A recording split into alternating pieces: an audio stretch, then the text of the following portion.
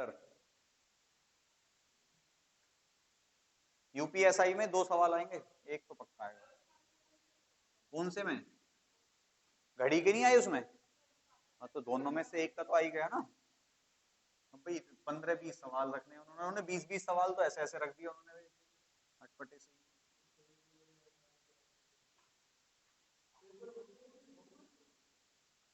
कल तुम यहीं थे? कल क्लास में ही थे तुम? क्या कही थी? चलिए हेडिंग डालेंगे कैलेंडर। देखो अगर नोट्स हैं, अगर तुम्हारे पास नोट्स लिखे हुए हैं तो बस समझते चलो, लिखने की जरूरत नहीं है। ठीक है, लिखने की जरूरत बिल्कुल नहीं है भाई। 4 बार वही चीज लिख के कुछ नया नहीं पालोगे। ठीक है, वहीं खोल लो उसे, क्योंकि कैलेंडर का इतिहास जो पिछली बार पढ़ा था वो इस बार भी पढ़ेंगे हम। बस ये होगा, रिकॉल हो जाएंगी चीजें। बस हो सकता है भाषा इस बार अलग रही हो, पिछली बार अलग रही हो, उससे पिछली बार अलग रही हो। क्यों? क्योंकि मैं किताब से नहीं पढ़ा था इस चैप्टर को।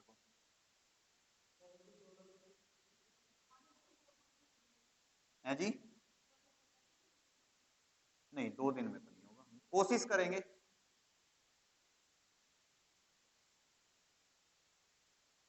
ठीक है, लिख रखी होंगी चीजें, एक आधी चीज एक्स्ट्रा हो तो उसे ऐड कर लेना कहीं कोने खाने में। सेकंड पॉइंट है प्रथम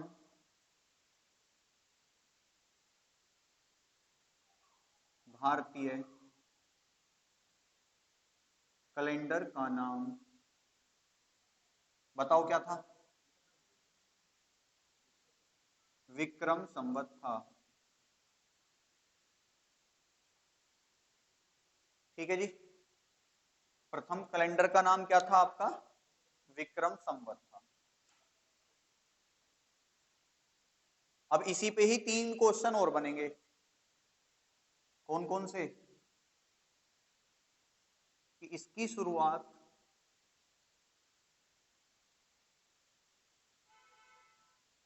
सत्तावन बीसी में हुई थी। ठीक है, किसने की थी?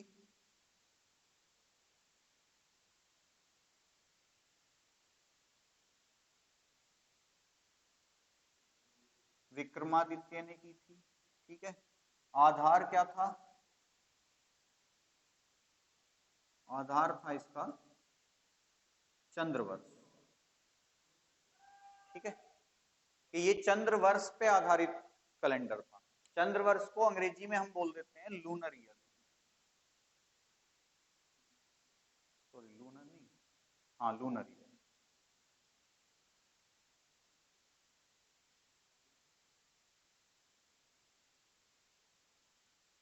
ठीक है जी, कि भाई प्रथम भारतीय कैलेंडर का नाम क्या था? विक्रम संवत। इसकी शुरुआत कब हुई थी? 57 बीसी में हुई थी। किसने की थी? विक्रमादित्य ने की थी। आधार क्या था विक्रम संवत का? चंद्रवर्ष था। मतलब क्या होता है? देखो आधार से क्या मतलब है? आधार से मतलब है कि आपको पता है कोई भी चीज जब शुरू करते हैं तो उससे पहले उस पर कैलकुलेशन की जाती है। भाई कोई भी काम हो, आप एक्स वाई जेड कल को किसी की शादी कर रहे हो तो सबसे पहले कैलकुलेशन क्या होगी कि इतना बजट होना चाहिए, दूल्हा ऐसा होना चाहिए, सब काम कैलकुलेशन करके ही करते हैं। तो सिंपल सी बात है कि जब एक कैलेंडर बनाया गया तो उसके लिए भी अब कैलेंडर के लिए समय की गणना की जाती है। ठीक है, और समय की गणना केवल 2 आधारों पे होती है, एक आपकी चंद्रवर्ष, एक आपका सौर वर्ष। ठीक है, चंद्रवर्ष क्या होता है? जैसे आपको पता है आपका जो चंद्रमा है वो पृथ्वी का एकमात्र प्राकृतिक उपग्रह है। ठीक है, लिखने पे ध्यान कम दो, सुनने पे ज्यादा दो। कि जो चंद्रमा है वो एकमात्र प्राकृतिक उपग्रह है किसका? पृथ्वी का। और आपको पता है कि जो उपग्रह होते हैं ये क्या करते हैं? ग्रह के चक्कर लगाते हैं। कि मान लो ये एक ग्रह है, ठीक है, और एक इसका क्या है? उपग्रह। अब ये उपग्रह क्या करेगा? इस ग्रह का चक्कर लगाएगा। ठीक है, कैसे भी लगा रहा हो वो, इस तरीके से चलते चलते चलते चलते इस तरीके से चक्कर लगा रहा होगा। तो सिंपल सी बात है, इस ग्रह के चक्कर लगाने में इसे कुछ ना कुछ समय लगेगा। ठीक है, उस समय की गणना ही क्या बनी, इस कैलेंडर का आधार। कि चंद्रमा ने, क्योंकि भाई आपको पता है कि भाई इसका आधार क्या है, चंद्र, यानी कि चंद्रमा की बात हो रही है। चंद्रमा, मान लो ये चंद्रमा ही है, ठीक है, ये क्या है आपका, चांद है। अब ये क्या होगा, ये होगी आपकी पृथ्वी। आपको पता है चंद्रमा पृथ्वी का चक्कर लगाता है, ठीक है। अब पृथ्वी का एक चक्कर पूरा करने में चंद्रमा को कुछ ना कुछ समय लगा होगा, तो वो जो समय है वो बना इस कैलेंडर का आधार। कि भाई कितने समय में इसने चक्कर लगाया, उन्हें हम कैसे कैसे डिवाइड करें ताकि भाई पूरा एक वर्ष बन जाए, ठीक है। इस तरीके से आपके इस कैलेंडर की शुरुआत हुई थी। तो यहाँ से आपके सामने 4 क्वेश्चन बनेंगे। पहला, प्रथम भारतीय कैलेंडर का नाम क्या है, विक्रम संवत। इसकी शुरुआत कब हुई थी, 57 बीसी में। कहीं कहीं आपको ये 58 भी मिल सकता है, ठीक है, कहीं कहीं आपको ये 58 भी लिखा मिलेगा, लेकिन मोस्ट प्रोबेबल आपको 57 ही मिलेगा। मतलब क्या है, अगर देखो 58 मिलेगा तो 57 नहीं होगा उसमें, आपको कंफ्यूज नहीं होना है। 57 और 58 दोनों हैं तो 57 को लगाना है, 57 नहीं है तो इसके आसपास वाले, 56 हो तो 56 लगा देना, 58 हो तो 58 लगा देना। ऐसे नहीं होगा 56, 58, 59, 60, ऐसे नहीं मिलेगा कभी भी। दूर दूर मिलेंगे, 57 मिलेगा, फिर 65 मिलेगा, फिर 52 मिलेगा, फिर 48, इस तरीके से मिलेगा। तो इसके आसपास का अगर कोई मिल रहा है, ये नहीं मिल रहा है, तो फिर उन्हें लगा देना, ठीक है। शुरुआत कब हुई, 57 बीसी में। किसने शुरू किया, विक्रमादित्य। विक्रमादित्य कौन था, ये दक्षिण भारत है ना आपका, दक्षिण भारत का राजा था। क्योंकि तुम्हें पता ही ये राजाओं के ही काम थे पहले, कैलेंडर जारी है जी। हाँ जी, कैलेंडर जारी करना कौन करेगा, कैलेंडर जारी जो राजा होगा वहां का, शासक थे वही, वो शासक ही तो करते हैं। आज के टाइम में अगर कोई चीज जारी होगी तो कौन करेगा, प्रधानमंत्री करेगा, ठीक है। प्रधानमंत्री कौन है, देश का शासक है। उसी तरीके से उस टाइम पे अपने अपने क्षेत्र के शासक हुआ करते थे। उस टाइम पूरा एक तो था नहीं भारत, भारत तो 1950 के बाद एक बना है, पहले तो अलग अलग टुकड़ों में बटा हुआ था ये, कि भाई उत्तर में कोई राजा है, दक्षिण में कोई राजा है, पश्चिम में कोई राजा है, राजस्थान का राजा अलग है, उत्तर प्रदेश का तो छोड़ो, उत्तर प्रदेश में मेरठ का राजा अलग है, लखनऊ का राजा अलग है, आगरा का राजा अलग है। तो क्षेत्रों में बटा हुआ था पहले तो भारत हमारा। तो उसी हिसाब से कि विक्रमादित्य कौन था, दक्षिण भारत का एक राजा था। उसने एक आक्रमणकारी आए थे शक, आपने ही इतिहास में पढ़ा होगा कि शक जनजाति के लोग आक्रमण किया था भारत में, ठीक है।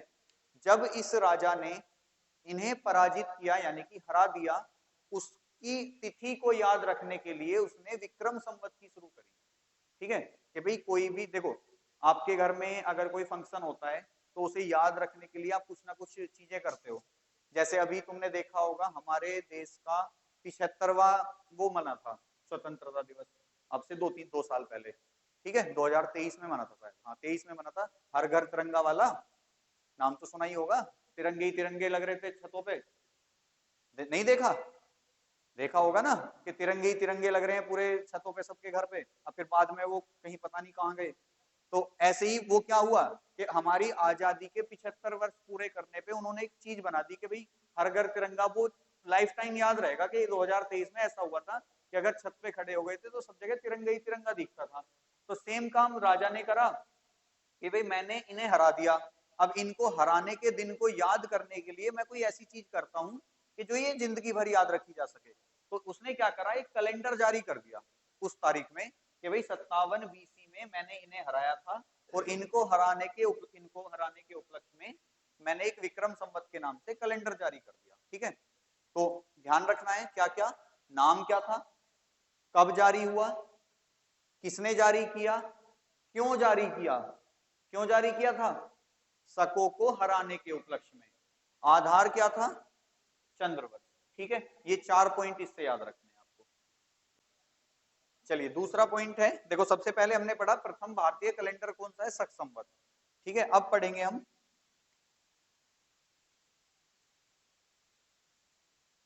वर्तमान में प्रचलित भारतीय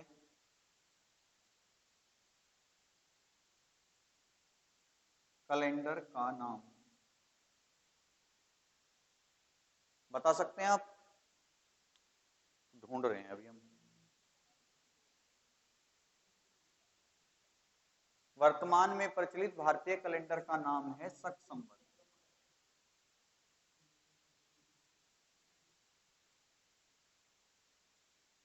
ठीक है, अब शक संवत पे भी हमें कुछ चीजें याद रखनी है। शक संवत पे पहली चीज वही है कि भाई किसने शुरू किया, कब शुरू किया, आधार क्या था। मेन तो ये तीन ही होती हैं। ठीक है, बता सकते हैं? है जी,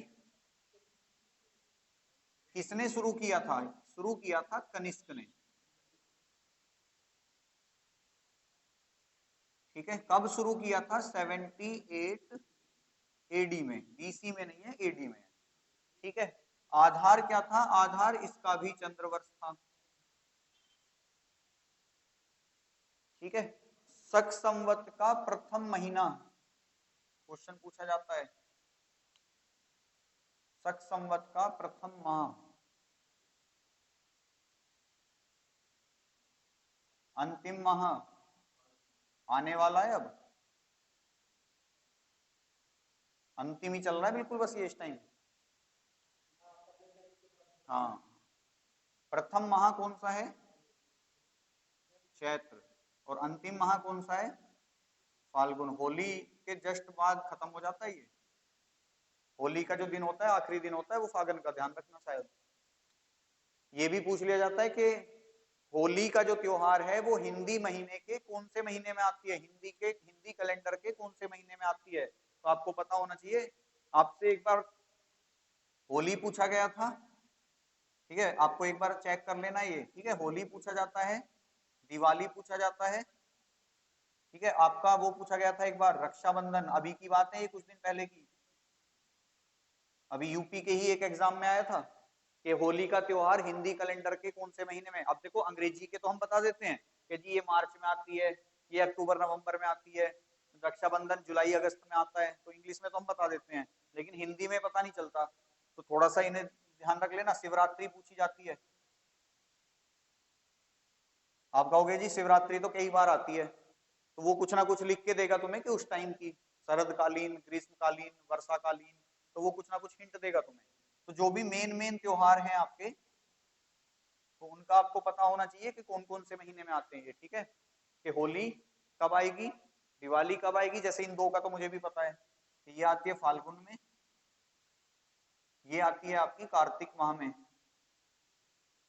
इन दो का आपको गूगल करके चेक कर लेना है। ठीक है, या कैलेंडर में देख लेना, ये एक्स्ट्रा फैक्ट है। ठीक है जी, प्रथम माह कौन सा होता है? चैत्र। अंतिम माह कौन सा होता है इसका? फाल्गुन। उसके बाद इसके बारे में हमें दो तीन चीजें और पढ़नी है।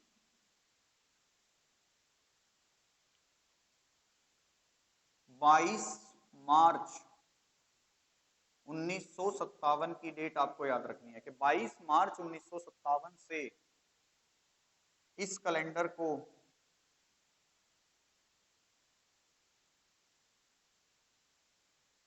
भारत सरकार द्वारा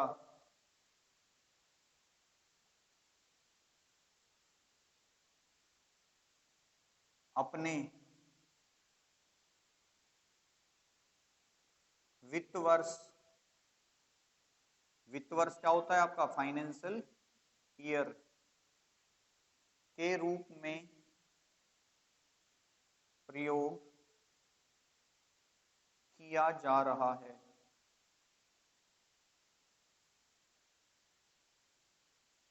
ठीक है, इसके बारे में ये 5-6 चीजें आपको याद रखनी है कि भाई वर्तमान में देखो, सबसे पहली क्वेश्चन, प्रथम भारतीय कैलेंडर कौन सा? विक्रम संवत। वर्तमान में प्रचलित भारतीय कैलेंडर कौन सा? मतलब कहने का ये है कि विक्रम संवत तो बंद हो गया, क्योंकि कुछ ना कुछ कमियां थी, वो चीजें जैसे जैसे उजागर होती गई, लोग साइंटिफिकली अच्छे डेवलप होते गए, वैसे वैसे उसको कमियों को देखा गया, तो वो चीजें बंद कर दी फिर। लेकिन ये आज भी प्रचलन में है। आपने देखा होगा वो जो मंदिरों में पंडित वंडित बैठे रहते हैं, वो इसी कैलेंडर का प्रयोग करके आपकी भविष्य बताते हैं, ठीक है। आप भविष्य पूछते हो ना कि नौकरी कब लगेगी, तो इसी से ही पता चलता है, शक संवत से, यानी कि चंद्रमा की गणना करने वाली कैलेंडर ही आपका भविष्य बताते हैं। चलिए, किसने शुरू किया? कनिष्क। कनिष्क के बारे में अगर थोड़ा सा जानना हो तो ये जो कनिष्क था आपका, ये कुषाण वंश का था।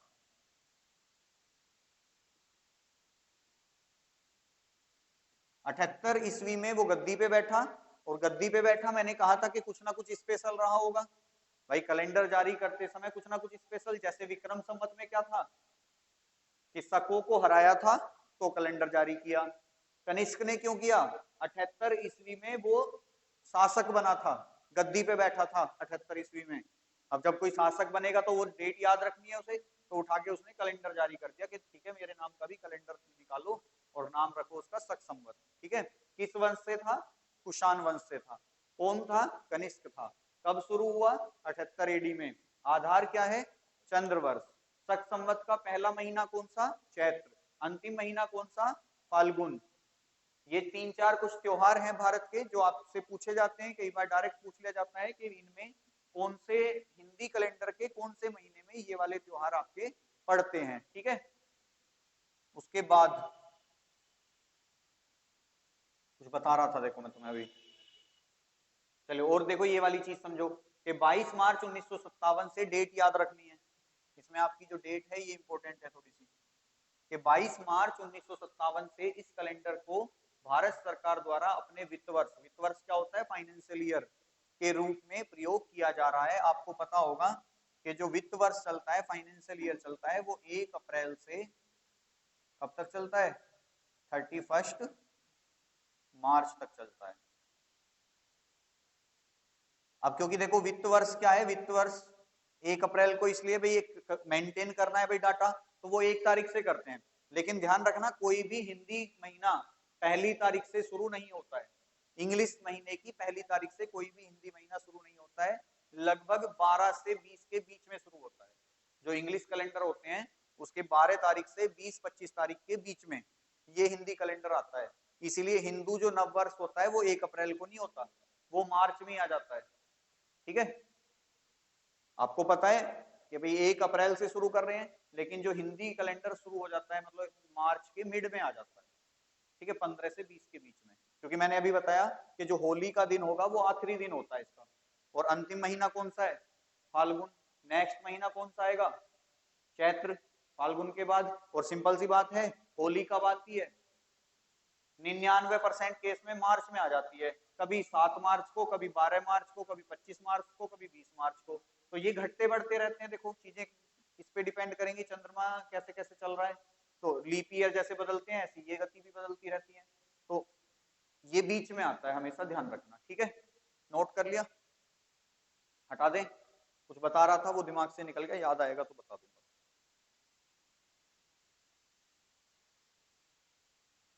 चलो देख लेंगे।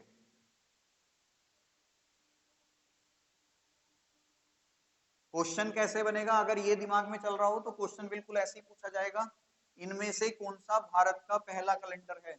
4 विकल्प दे दिए जाएंगे, आपको बताना होगा कौन सा है। विक्रम संवत, ठीक है। या सीधा सीधा कह लेगा कि प्रथम भारतीय कैलेंडर कौन सा है। ऑप्शन में 4 ऑप्शन होंगे, आपको बताना होगा, ठीक है। चलिए ये भी तो हटाना है। तीसरा हेडिंग डालेंगे, वर्तमान में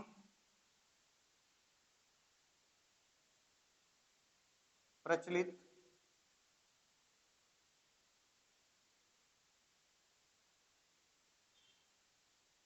कैलेंडर का नाम। अब देखो भारतीय हट गया यहां से, हाँ जी। वर्तमान में प्रचलित कैलेंडर का नाम क्या है? वर्तमान में प्रचलित कैलेंडर का नाम है ग्रीगेरियन। अगर इसके साथ शब्द आ जाए भारतीय तो सक्संवत, और अगर आए केवल सिंपल के वर्तमान में प्रचलित कैलेंडर का नाम तो क्या है? ग्रीगेरियन है, ठीक है। तो तीसरा पॉइंट है ये हमारा, कि वर्तमान में प्रचलित कैलेंडर कौन सा है? ग्रीगेरियन। किसने शुरू किया?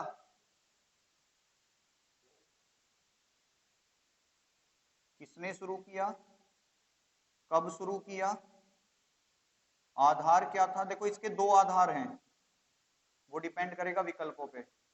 आधार नंबर 1, आधार नंबर 2, ठीक है। और क्या है? और जब भी पढ़ेंगे, पहले इतनी समझ लेते हैं। या कौन था? ग्रेगरी, ठीक है, ऐसे बना लो पॉइंट। अब हाँ जी, हाँ मतलब इसके दो आधार माने जाते हैं, वो डिपेंड करेगा विकल्प पे कि कौन सा आधार पूछा गया है, ठीक है। एक गति का आधार है और एक बनने का आधार है। जैसे हमने पिछली बार देखे थे कि जो आधार थे वो दोनों गति पे रिप्रेजेंट, समय पे रिप्रेजेंट कर रहे थे, कि समय दोनों का क्या था, चंद्र वर्ष पे आधारित थे। इसमें क्या है, एक तो इसके बनने का आधार, ठीक है, कि क्यों बनाया गया, एक इसकी काउंटिंग का आधार क्या है, ठीक है, इस तरीके से है। तो किसने बनाया? ग्रेगरी ने, ठीक है। कब बनाया? 1 एडी में, ठीक है। आधार क्या है? ईसा मसीह का जन्म। तो अगर आपसे पूछे कि भाई क्यों बनाया था, भाई एक आधार ये भी तो है कि क्यों किया, तो वो तो कारण था ईसा मसीह का जन्म। हालांकि ये कल्पना है, ये भी कंफर्म नहीं है, तथ्य इसके पक्के नहीं है, तो आप इसके आगे लिख सकते हो कल्पित, मतलब काल्पनिक है ये भी बातें, कि भाई ईसा मसीह का जन्म माना तो जाता है लेकिन वो एक्चुअल नहीं पता है कि था भी या नहीं, तो इसलिए इसके आगे कल्पित लिख लेना, तुम्हें जरूरत नहीं पड़ेगी, बस इतना ही याद रखना, ठीक है। दूसरा इसका आधार क्या है? सौर वर्ष पे आधारित कैलेंडर था, सौर वर्ष पर आधारित कैलेंडर। बाकी कौन से पे थे? सौर वर्ष को अंग्रेजी में बोलते हैं सोलर ईयर। अब ये पहले तो लूनर ईयर पढ़ा था, अब ये सोलर ईयर क्या आ गया? आपको पता है कि सूर्य ब्रह्मांड के केंद्र में है कि नहीं? सूर्य जो है ब्रह्मांड के केंद्र में है, और जो हमारी अर्थ है यानी कि पृथ्वी है, वो क्या करती है? इस सूर्य का चक्कर लगाती है। तो कंडीशन वही आ गई कि पृथ्वी ने सूर्य का चक्कर जितने समय में लगाया वो उसका आधार बन गया, ठीक है। अब इसका तो एक्चुअल समय भी पता है कि कितना समय लेती है, ये लेती है 365 दिन, 5 घंटे, 48 मिनट और 47 सही 1/2 सेकंड। पृथ्वी द्वारा सूर्य का एक चक्कर लगाने में कितना समय लगता है? 365 दिन, 5 घंटे, 48 मिनट, 47 सही 1/2 सेकंड। शॉर्ट में हम इसे बोल देते हैं 365 सही 1/4 दिन। पढ़ा होगा ये नाम तो कहीं, कि 365 सही 1/4 दिन में पृथ्वी सूर्य का एक चक्कर पूरा करती है, ठीक है। देखो मैं ज्योग्राफी का टीचर नहीं हूं, तो पृथ्वी और अर्थ ऐसे ही बन रहे हैं, ठीक है, उस पर ज्यादा ध्यान मत देना, ज्योग्राफी वाले टीचर अच्छे से बना देते हैं। तो ग्रीगेरियन कैलेंडर किसने शुरू किया? ग्रेगरी। अब ये ग्रेगरी कौन थे? ये थे भैया आपके रोम शहर पड़ता है इटली में,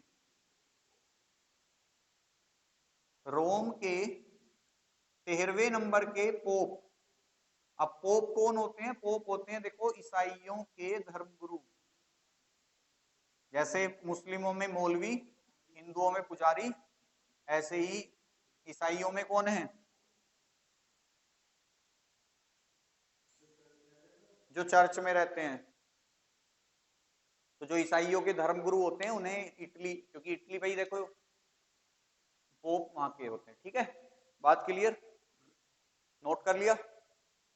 नोट करने पे फोकस ज्यादा रहता है, समझने पे नहीं रहता। सारों के पेन चल रहे हैं दबा के।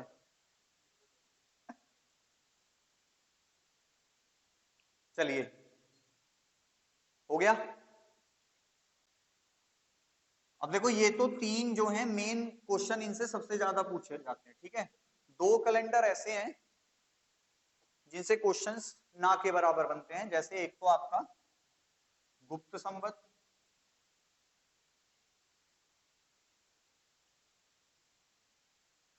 ठीक है, और एक आपका हिजरी संवत। हिजरी संवत से बल्कि आ जाता है क्वेश्चन बाकी गुप्त संवत से आज तक कोई क्वेश्चन नहीं आया। बस गुप्त संवत में आप एक चीज याद रख लो कि गुप्त संवत की जो शुरुआत हुई थी वो हुई थी 321 एडी में। ठीक है, गुप्त शासकों के द्वारा इसकी शुरुआत की गई थी। जबकि अगर हम हिजरी संवत की बात करें तो हिजरी संवत की शुरुआत हुई थी 622 एडी में। किसने की थी? मोहम्मद पैगंबर साहब द्वारा। कहां की गई थी? Mecca Medina. अब देखो, मैंने बताया था कि कुछ ना कुछ इतिहास रहा होगा।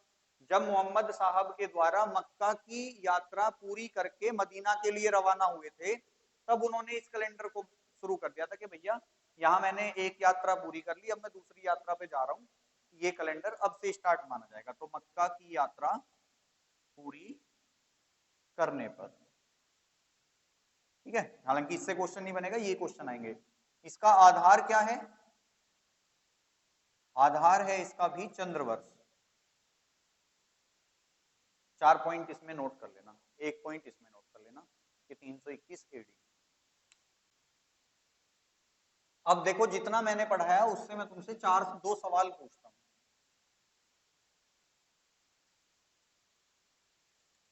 पूछ सकते हैं? वैसे तो मैं ये सवाल शुरू में ही धर देता हूँ बच्चों के सामने, तो मुझे लगा तुम्हें नहीं आते होंगे, तो इसलिए मैं बाद में पूछ रहा हूँ। चलिए, पहला सवाल है हमारा, क्वेश्चन नंबर 1, इतिहास से ही संबंधित है। निम्न कैलेंडर को उनके कालक्रम के अनुसार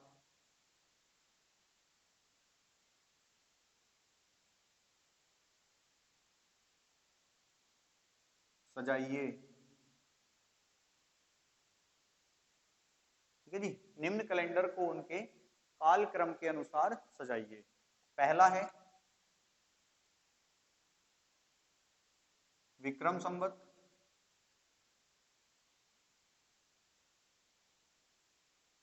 दूसरा है ग्रीगेरियन, तीसरा है हिजरी संवत,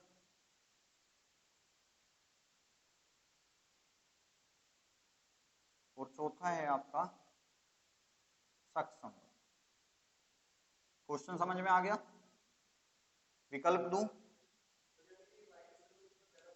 भाई ये मुझे नहीं पता, देख लो अब जो भी कहना चाह रहा है ये। ऑप्शन है तुम्हारे, पहला ऑप्शन है कि भाई एक, या इन्हें हटा देते हैं, हम सीधा सीधा लिख देते हैं, 1 2 3 और 4। बी ऑप्शन है 1 4 2 3। सी ऑप्शन है 1 3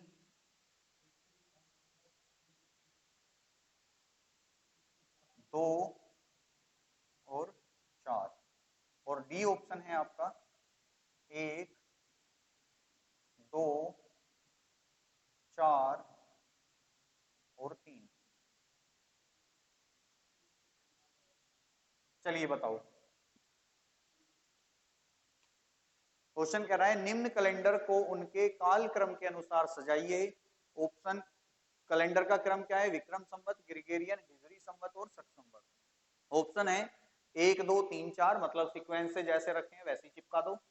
दूसरा है 1 4 2 3, कि भाई क्या करना है देख लो, याद हो कुछ तो लगा दो, नहीं तो लग तो रही है 1 3 2 4।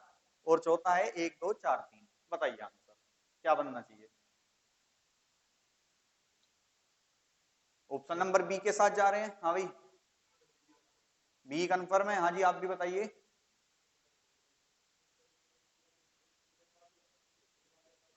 अब एक से तो डिसाइड हो नहीं रहा क्योंकि सब पे एक ही आ रहा है, किस्सा खत्म हो गया यहाँ पे तो। अब दो दो बार आ रहा है, एक 4 बार है, एक 3 बार है जी। फोर्थ सेकंड, मतलब पहले आया विक्रम संवत, फिर आया शक संवत, फिर आया ग्रिगोरियन और सबसे आखिरी में आया हिजरी संवत। ठीक है, कैसे पहचाना, कैसे पहचाना वही तो पूछ रहा हूं मैं, कि ये तो है आपका भाई काल क्रम का मतलब होता है कि इनके ईयर ऑफ ओरिजिन क्या था, कि इनकी शुरुआत कब कब हुई थी। तो तुम्हें पता है विक्रम संवत कब शुरू हुआ, 57 बीसी में, यानी कि ये तो पूर्व की बात कर रहा है, तो ये सबसे पहले आया होगा। बाकी सारे एडी के हैं, ये कब आया था 1 एडी में। ठीक है, ये कब आया था 622 एडी में, ऐसे ही है। और ये कब आया था 78 एडी में। ठीक है, अब देखो तुमने ये बताया पहले पे कौन आया 57 बीसी वाला, ठीक है, फिर कौन आया 78 एडी वाला, ठीक है, फिर कौन आया 1 एडी वाला, फिर कौन आया 622 एडी वाला। सही है, क्या गलत हो गया, कैसे गलत हुआ कि 78 बाद में आया, एक पहले आ गया। क्यों गलत क्यों है भाई,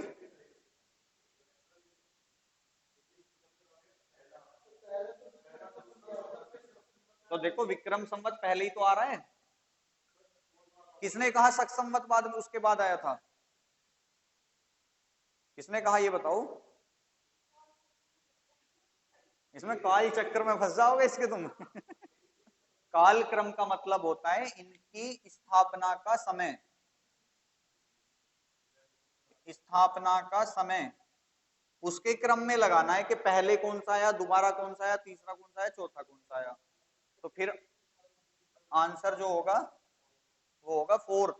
कैसे कि पहले तो सिंपल सी बात है पहला ही आया होगा भाई, ये ईसा पूर्व का कैलेंडर है, ये ईसवी के कैलेंडर है, तो सिंपल सी बात है पहले तो ईसा पूर्व वाला ही आया होगा, तो ईसा पूर्व वाला सबसे पहले। ठीक है, लेकिन वो चारों में है, हम नहीं सेट कर सकते। ठीक है, अब उस क्योंकि ऐसे क्वेश्चन ना देखो विकल्पों से भी हो जाते हैं, यहीं पे ऐसा होता है कि भाई चारों में से केवल एक ही विकल्प ऐसा होता है जिसमें फर्स्ट नंबर पहले पे ही है, तो उसे ही आंसर कर देते फिर हम, लेकिन अब हमारे चारों ही एक जैसे हैं।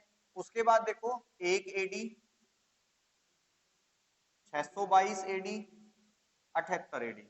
अब इसमें दूसरा पहले, अब मुझे बताओ एक पहले आया होगा या 78 पहले आया होगा, एक पहले आया होगा, तो यानी कि पहले फिर कौन सा नंबर आएगा दूसरे का। अब दूसरा कौन कौन से में, या तो इसमें है या इसमें है, मतलब मेरे ये वाले ऑप्शन तो खत्म हो गए अब। ठीक है, कि मुझे अगर 2 का पता हो तो मेरा आंसर यही हो जाता, कि अगर सपोज करो यहाँ 2 की जगह 3 होता और 2 होता तो मेरा आंसर यही खत्म हो जाता। अब ये वाला हो गया, ये वाला हो गया, ये वाला नहीं हुआ, ये वाला हो गया। अब 78 पहले आया होगा या 622 पहले आया होगा, 78 पहले आया होगा, तो यानी कि तीसरे नंबर पे कौन आएगा 4, यहाँ तीसरे नंबर पे 3 है, तो मेरा आंसर भी क्या हो जाएगा ऑप्शन नंबर डी, यानी कि 1 2 4 3। इनका जो सही क्रम होगा वो क्या होगा 1 2 4 3। ठीक है, सेकंड क्वेश्चन लिखेंगे अपना, क्वेश्चन नंबर 2, निम्न में से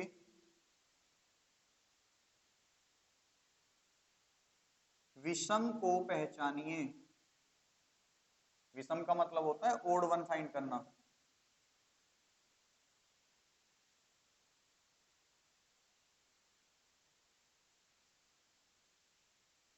निम्न में से विषम को पहचानिए। विकल्प हैं तुम्हारे शक संवत, वही चारों विकल्प हैं।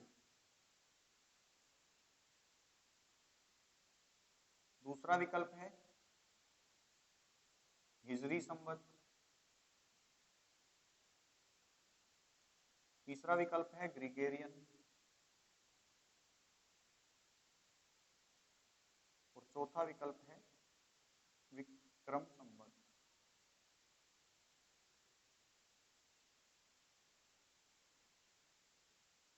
बतलाइए उत्तर है जी। विषम को पहचानना है जो इन चारों में सबसे अलग दिखता हो।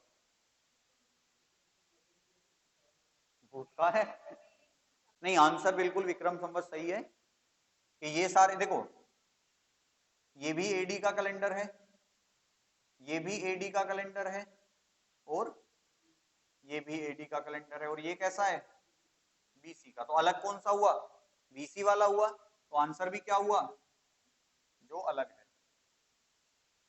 ठीक है, अब बहुत देर से पढ़ रहे हैं हम बीसी एडी, एडी बीसी, क्या है ये, अंग्रेजी में क्या कहते हैं ना, क्योंकि पता नहीं कितने एग्जाम्स में इस एडी को पूछा गया। बीसी का तो सबको पता होता है, कि बीसी का तो सबको पता है, इसमें कंफ्यूज हो जाते हैं कि बीसी एडी क्या है। ये तो बिफोर क्राइस्ट, यानी कि हम इसे हिंदी में क्या कह देते हैं, ईसा पूर्व। ये क्या है, आफ्टर डेथ नहीं बोलते, ध्यान रखना। आफ्टर डेथ आता है विकल्प में, ध्यान रखना, आफ्टर डेथ जरूर मिलेगा विकल्प में, लेकिन ये गलत होता है। आफ्टर डेथ इसका आंसर नहीं है, ये गलत है जिसने बताया तुम्हें। तो इसका जो सही आंसर है वो है एनो डोमिनी। और एनो डोमिनी जो शब्द है, ये शब्द है आपका ग्रीक भाषा का। और ग्रीक भाषा कहाँ बोली जाती है, ग्रीक भाषा बोली जाती है रोम में। ठीक है, क्योंकि रोम के लोग हिंदी तो बोलते नहीं होंगे, इटली के लोग, ठीक है, तो वहां की अपनी भाषा होगी, जो कि कौन सी है, इसे लैटिन भाषा भी बोल देते हैं, लैटिन लैंग्वेज। ठीक है, लैटिन भाषा का शब्द है ये, एक तरीके से मान लो लैटिन कह दो या ग्रीक कह दो, दोनों एक ही बात है। ठीक है, तो रोम, अब इसका मतलब क्या होता है, इसका मतलब होता है, अगर हम इसे हिंदी में ट्रांसलेट करेंगे तो इसका मतलब होता है एनो डोमिनी का, ईसा के जन्म से, या ईसा के जन्म के साथ साथ। क्योंकि तुम्हें पता है कि ये जो एडी शब्द आया था ये कब आया, जब ग्रीगेरियन कैलेंडर बना। और ग्रीगेरियन कैलेंडर का आधार क्या माना जाता है, ईसा मसीह का जन्मदिन माना जाता है। ठीक है, तो ईसा मसीह के जन्म के साथ साथ ही एडी की शुरुआत हुई थी। बहुत सारे क्वेश्चन आते हैं इनसे, थ्योरी से, ध्यान रख लेना एग्जाम्स में। अब तुम उन क्वेश्चंस को चाहे तो रीजनिंग से रिलेट कर लो, चाहे आप जीके से रिलेट कर लो, कोई से रिलेट कर लो, दोनों में काम आ जाता है। ठीक है जी, चलिए हटा दें इन्हें।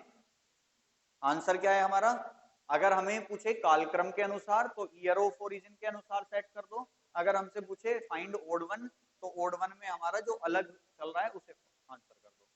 चलिए,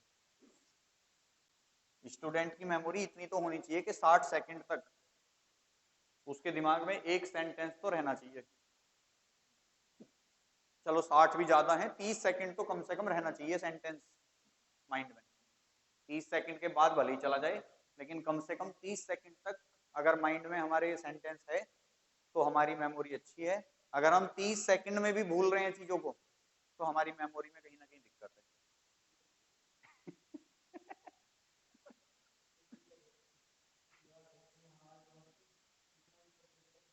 उससे क्या होता है मैं बताऊं क्या, जैसे कई बार, नहीं ये तो मैंने कई बार बच्चों के साथ फील किया है कि भाई हम भी अलग अलग बच्चों को पढ़ाते हैं। जैसे हम क्वेश्चन बोलते हैं, ठीक है, अब सपोज करो मैं कोई क्वेश्चन बोल रहा हूँ, तो क्वेश्चन बोलने में कितना टाइम लगेगा, ज्यादा से ज्यादा 60 सेकंड लगेगी। अब बच्चे क्या करते हैं, गुरुजी रिपीट कर दो, गुरुजी रिपीट कर दो, गुरुजी रिपीट कर दो, करते हैं ना कि सर जी क्या बोला था, रिपीट कर दो। अब वहां क्या कमी आती है, वहां कमी आती है कंसंट्रेशन पावर की। मतलब उसके माइंड में मेरा बोला हुआ क्वेश्चन 30 सेकंड भी नहीं रुक रहा, यानी कि उसकी कंसंट्रेशन खराब है, वो ध्यान ही नहीं दे रहा बिल्कुल भी। तो ये चीज मेन होती है कि अगर कंसंट्रेशन पावर अच्छी है तो माइंड में 30 से 40 सेकंड तो जरूर रहता है। भाई शब्द समझ में ना आए वो एक अलग केस है, कि भाई शोरगुल हो रहा है, समझ में नहीं आया क्या बोल गए, लेकिन एक सही बोलने वाला व्यक्ति शांत क्लास में अगर बोल रहा है तो 30 सेकंड तक तो उसका जो भी उसने बोला है, क्योंकि भाई एक क्वेश्चन में ज्यादा से ज्यादा एक सेंटेंस बोला जाएगा 30 सेकंड में, ऐसा तो है नहीं पैराग्राफ बोल देगा कोई। अब वो सेंटेंस भी उसे याद नहीं रह रहा, तो यानी कि उसकी कंसंट्रेशन पावर की कमी है।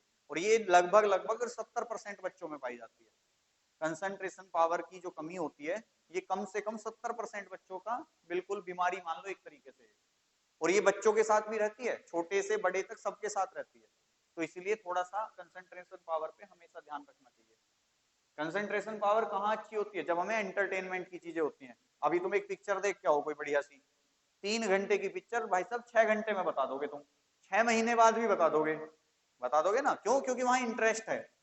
क्वेश्चन करने में कहाँ किसे इंटरेस्ट आ रहा है, जबरदस्ती करने पड़ रहे हैं तो ये होता है। पढ़ाई किसको इंटरेस्ट लगती है? कि बहुत कम बच्चे होते हैं जिन्हें पढ़ाई इंटरेस्ट लगती है, इंटरेस्टेड लगती है, वरना सब ऐसी है जी। अब देखो हमें जो डिटेल में पढ़ना है वो पढ़ना है ग्रीगेरियन कैलेंडर।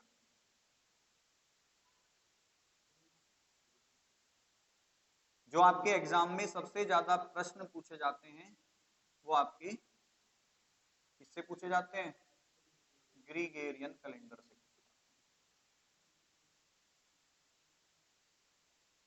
हिंदी में क्या कहते हैं इसे पता नहीं, क्योंकि ये भारत में नहीं बना।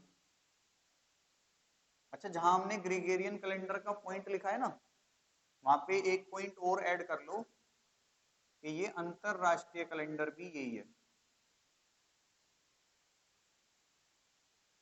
ठीक है, कौन सा कैलेंडर है?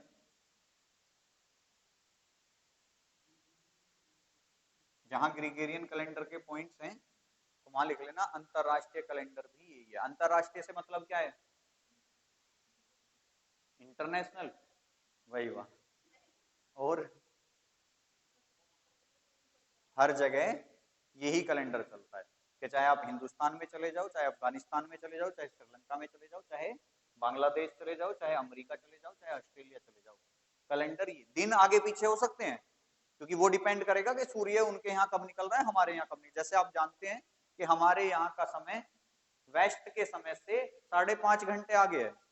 कि अगर अभी हमारे यहाँ पे कितने बज रहे हैं? 11 बज रहे हैं, 12 बज रहे होंगे वैसे तो। कि अगर अभी हमारे यहाँ पे 12 बज रहे हैं तो अगर हम अमेरिका या पश्चिमी देशों में चले जाएंगे तो वहां का टाइम कितना हो रहा होगा?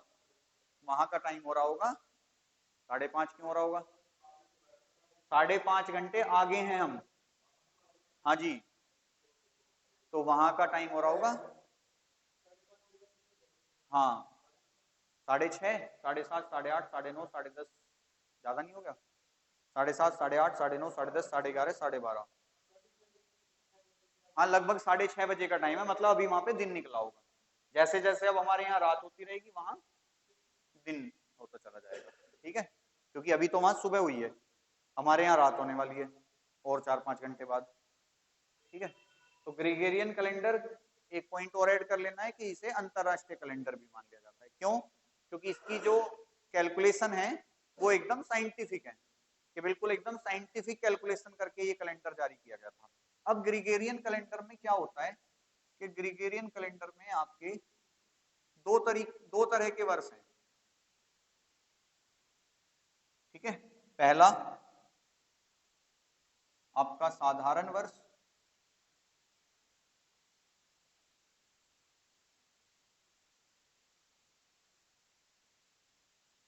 और दूसरा आपका कौन सा? लीप वर्ष। लीप जो ये शब्द है ना, ये हिंदी का नहीं है, ये ध्यान रखना। लीप शब्द जो है ये हिंदी का शब्द नहीं है। लीप को हिंदी में बोलते हैं अधिवर्ष, याद रखना। क्योंकि एग्जाम में कई क्वेश्चनों में लीप वर्ष ना देके अधिवर्ष दे देता है वो। ठीक है, तो ऐसे केस में जब कोई शब्द समझ में ना आए, सुन लो ध्यान से, जब कोई शब्द समझ में नहीं आए तो उसका हिंदी एडिशन की जगह इंग्लिश एडिशन पढ़ लिया करो।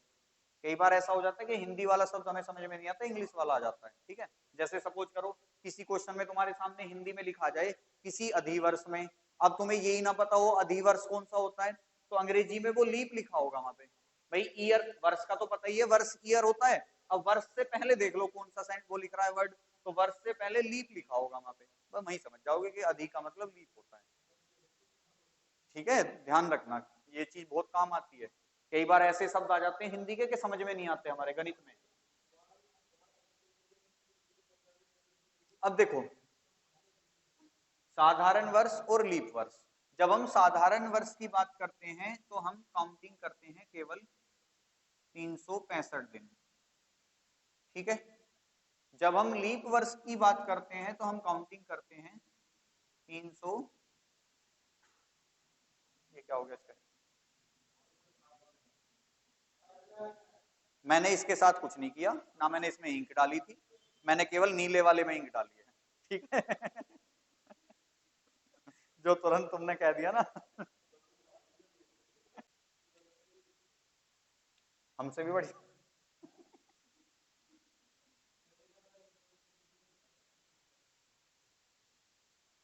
चलिए ये है आपके 366 डेज, यानी कि 366 दिन।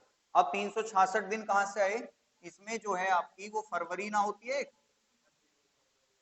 जो 4 साल में एक बार आती है, जो इस बार भी आने वाली है, ठीक है, वो 29 की हो जाती है। जनरली आपकी जो फरवरी होती है वो कितने की होती है, 28 की होती है। ठीक है, लेकिन लीप वर्ष में आपकी जो फरवरी है वो 29 डेज की हो जाती है। तो ये बात हो गई, एक साधारण वर्ष में कितने दिन होते हैं, 365 दिन। एक लीप वर्ष में कितने दिन होते हैं, 366 दिन। अगर हम बात करें सप्ताह की, तो एक साधारण वर्ष में होते हैं 52 सप्ताह। हाँ जी, 52। साधारण वर्ष में कितने सप्ताह होते हैं, 52 सप्ताह। लीप वर्ष में कितने होते हैं, लीप वर्ष में भी 52 ही होते हैं, क्योंकि एक ही तो दिन बढ़ा है। ठीक है, 52 सप्ताह प्लस एक आपका आ जाता है इसमें विषम दिन, और इसमें आपके प्लस हो जाते हैं 2 विषम दिन। ठीक है जी, अब ये विषम दिन कहां से आए, तुम्हें पता है सप्ताह, भाई ये चीजें देखो आपको पता होनी चाहिए कि एक माह में कितने दिन होते हैं, 28 भी होते हैं, 29 भी होते हैं, 30 भी होते हैं और 31 भी होते हैं। ठीक है, वो एक्सेप्शन केस है, वरना मोस्टली जो होते हैं वो 30 और 31 होते हैं। ये एक्सेप्शन वाला है कि भाई फरवरी में आते हैं बस। ये एक माह हो गया, एक सप्ताह में कितने दिन होते हैं, एक सप्ताह में कितने दिन होते हैं, 7 दिन। ठीक है, अब मुझे एक वर्ष में निकालने हैं सप्ताह, तो वर्ष में दिनों की संख्या कितनी, 365, मतलब साधारण वर्ष में निकालने हैं। तो मैं क्या करूंगा, 365 को एक सप्ताह में कितने दिन होते हैं, 7, तो मैं 7 से डिवाइड कर दूंगा, तो 7 पंजे 35, बचा कितना, एक, 7 दूनी 14। तो साधारण वर्ष में कितने सप्ताह निकल के आए, 52 सप्ताह। शेष कितना बच गया मेरा, एक। जो भी 7 से डिवाइड करने पे शेष बचता है उन्हें हम क्या कहते हैं, विषम दिन कहते हैं। तो 52 सप्ताह पूरे पूरे मिल गए और एक विषम दिन आ गया। ठीक है, जो सप्ताह से शेष बच जाए। यही काम हमने करा 366 पे। तो जब मैं 366 को 7 से डिवाइड करूंगा तो 7 पंजे 35, बचा एक, 7 दूनी 14। तो सप्ताह तो मेरे अभी भी 52 ही आएंगे, लेकिन विषम दिन कितने रह जाएंगे अब, 2, मतलब शेषफल कितना रह जाएगा, 2 रह जाएगा। तो यहाँ पे विषम दिनों की संख्या कितनी है, मतलब यहाँ विषम दिन ये मत ले लेना 1, 3, 5, 7 वाले, जितने भी सप्ताह से डिवाइड करने पर शेषफल बचेगा वो हमारे विषम दिन कहलाएंगे। अब चाहे वो 1 हो, 2 हो, 3 हो, 4 हो, 5 हो या 6 हो, क्योंकि 7 से डिवाइड कर रहे हैं तो जो शेष बचेगा वो 7 से कम ही बचेगा, 7 कभी भी शेष नहीं आएगा इसमें। ठीक है जी, इतना नोट कर लिया। चलिए, ये बात करी थी हमने किसकी, ये बात करी थी हमने ग्रीगोरियन कैलेंडर में वर्ष की। ठीक है, चलिए वर्ष के बाद देखो अब हम पढ़ेंगे शताब्दी, या पहले एक चीज और पढ़ते हैं, लीप वर्ष, हेडिंग डालेंगे लीप वर्ष।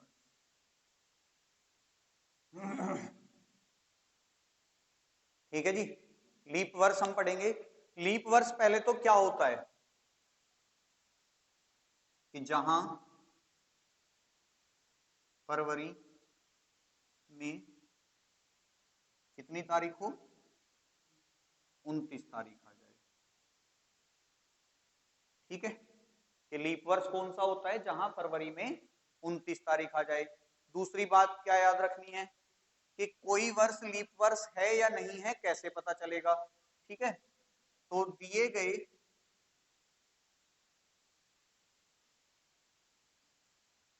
वर्ष को 4 और शताब्दी वर्ष को और शताब्दी वर्ष को 4, यही लिखते हैं इसे 400 को 400 से, तुम भी लिख लो कुछ है जी,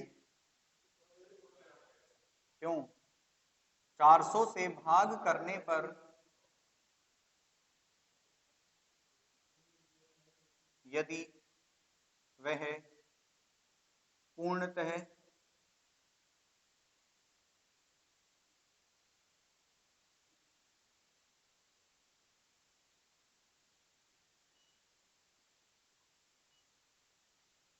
विभाजित हो जाता है, हो जाता हो, तो दिया गया वर्ष क्या कहलाएगा, लीप वर्ष कहलाएगा।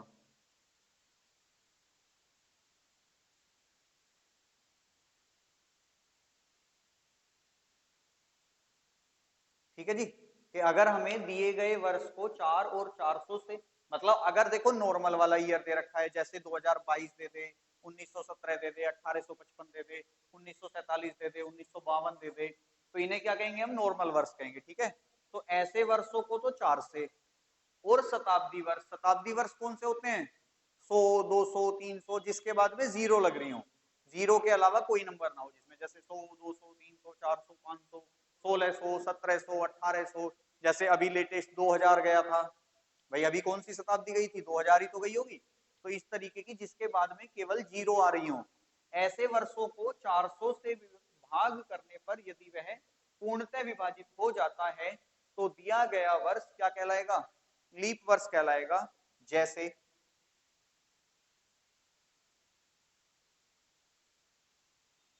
जैसे मैं आपके सामने लिख दूं 1948, ठीक है, 1752, 2024 चल रहा है, 4/6/24 आएगी, 29 फरवरी आएगी, ठीक है, अभी आने वाली है 4 दिन बाद।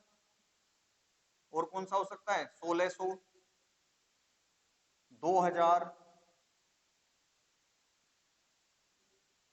1972, 18/4/72 होते हैं, ठीक है। यहाँ आपकी विभाजकता का नियम भी लग जाएगा, 4 से विभाजकता, क्योंकि 4 से तो डिवाइड करना है, तो 4 की विभाजकता क्या कहती है कि अगर आखिरी के 2 नंबर हमारे 4 से कट रहे हैं तो पूरा नंबर कट जाएगा। तो 12 चौक 48, 13 चौका 52, 4/6/24, इसे नहीं करना है क्योंकि शताब्दी वर्ष को 400 से करना है।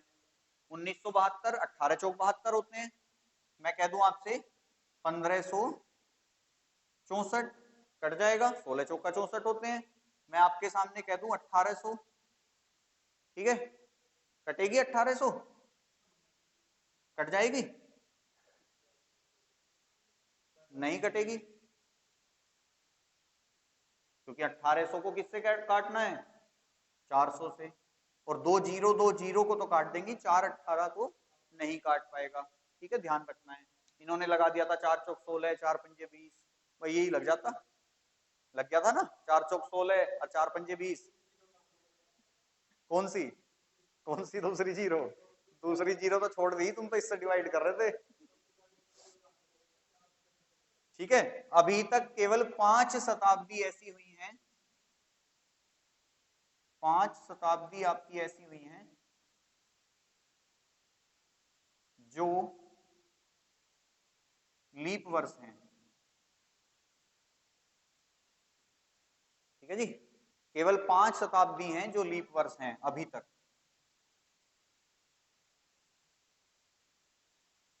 अभी तक 5 शताब्दी हैं जो क्या है आपकी लीप वर्ष हैं, कौन कौन सी? 400, 800, 1200, 1600 और 2000। ये 5 शताब्दी केवल अभी तक ऐसी हुई हैं जो लीप वर्ष हुई हैं, बाकी कोई शताब्दी ऐसी नहीं है जो आपकी लीप वर्ष हो। ठीक है, याद रखना है, क्वेश्चन डायरेक्ट आ जाता है आपसे कि इनमें से कौन सा लीप वर्ष है, डायरेक्ट पूछेगा, 4 विकल्प देगा, इनमें से कौन सा लीप वर्ष है, 1-2 शताब्दी देगा, 1-2 नॉर्मल ईयर देगा। तो तुम्हें शताब्दी वालों को चेक करने की जरूरत नहीं पड़ेगी, अगर तुम्हें याद होगा कि ये 5 ही है बस लीप वर्ष। देखो समय कैसे बचेगा, सपोज करो तुम्हें ऑप्शन दे रखे हैं 4 कि इनमें से कौन सा लीप वर्ष है, ऑप्शन दे दे 1947, 1753, 1958 और 1600। ठीक है, अब 4 ऑप्शन दे दिए, अब जिसके याद नहीं होगा वो क्या करेगा, इन तीनों को 4 से डिवाइड करेगा और इसे 400 से डिवाइड करेगा, मिलेगी फिर भी यही वाली। लेकिन अगर किसी को, भाई तुम्हें पता है, अगर तुमसे किसी ने पूछा है कि निम्न में से कौन सा वर्ष लीप वर्ष है, तो सिंपल सी बात है कि आपको पता है कि 1600 शताब्दी होती है, तो एक ही होगा उसमें, तो आप उठा के अपना यही आंसर लगाओगे और छोड़ के आ जाओगे, हमें मतलब नहीं है, क्योंकि मुझे इतना पता है कि बाकी है या नहीं मुझे नहीं पता, मुझे इतना पता है ये जरूर है, अगर मैंने इस आंसर को लगाया है तो मेरा आंसर सही है, अगर इनमें से कोई और भी लीप वर्ष है तो फिर क्वेश्चन गलत माना जाएगा, क्योंकि मुझे पता है कि 1600 तो भैया है, मान लो यहाँ ये आ जाता 56, अब 2-2 थोड़ी ना आएंगी, होगा तो कोई भाई विकल्प में एक ही, तो फिर वो क्वेश्चन ही गलत माना जाएगा, क्योंकि ये तो है ही, ये भी हो जाएगा। तो इसलिए अगर कोई क्वेश्चन में आंसर ऐसा दिख रहा है कि भाई ये है, तो दूसरे को चेक करने की जरूरत नहीं है कि कहीं और तो कोई नहीं है, आपका आंसर अगर पता है कि ये है तो ये है, अगर कोई दूसरा है तो फिर वो सवाल गलत माना जाएगा, आपका सवाल गलत नहीं होगा। ठीक है,